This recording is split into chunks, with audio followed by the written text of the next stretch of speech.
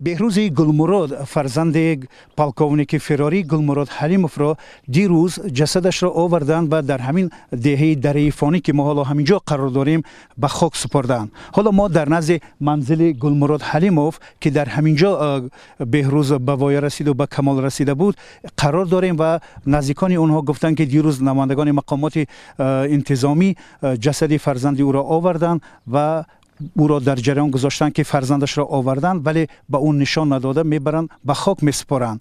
نزدیکان بهروز گلمراد در صحبت به ما گفتن که آنها نمیخواهند که درباره فرزندشون صحبت کنن ولی گفتن که مقامات اونها را به اونها نشان ندادن و اونها جسد فرزندشون را ندیده است و خیلی تاسف خور که فرزندش را به اون نشان نداده به خاک سپردن. بهروز گلمراد 2 سال قبل از طرف دادگاه عالی تاجیکستان برای 10 سال روانه زندان شده بود و طی این چند سال در زندان وحدت دوره جزای خودش را پس سر میکرد.